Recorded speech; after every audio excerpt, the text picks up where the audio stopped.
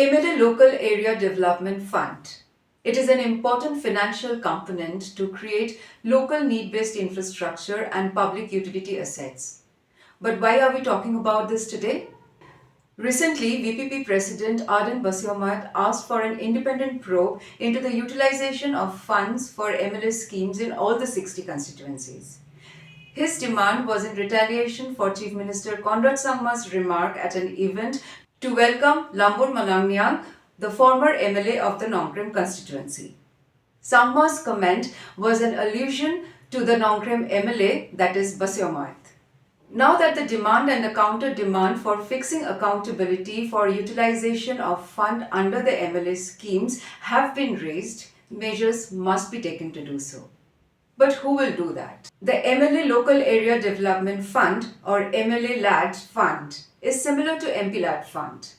Just that here the state is the granting and monitoring agency instead of the centre.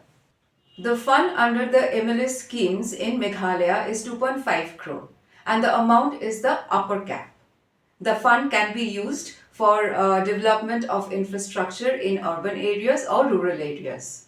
However, MLAs do not get the fund directly from the government.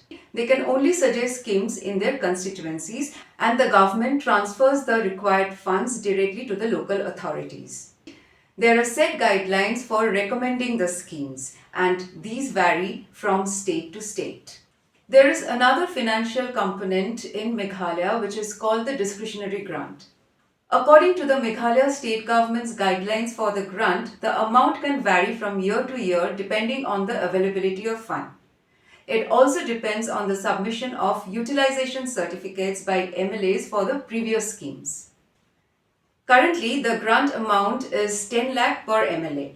In 2023, there was a demand to increase the cap to 20 lakh per MLA. Now, the Comptroller and Auditor General of India is the monitoring body for all these MLA schemes and all financial accountability. While the reports published on the Meghalaya page of the CAG do not particularly talk about MLA schemes, the CAG's overall financial audit reports about Meghalaya are not very encouraging. The CAG's State Finance Audit Report for 2023-24 shows that 733 utilization certificates amounting to about 5,000 crore are still pending as of 31st March 2024. In 2023, there was a petition to the Meghalaya Lokayukta against an MLA for misusing this MLA fund. In the same year, President Tingsom said that this MLA fund is just a tool to help his supporters. This remark shows the prevailing disregard among elected representatives for the public fund. Considering all this, we need regular audits and we need to fix the accountability. It is as much the responsibility of the electors to ask their elected representatives as it is the CAGs to keep the balance sheet transparent. Now that the CAG's reports show weak financial health and performance of the state, shouldn't the state government order a probe into the MLA schemes fund utilization in all the districts?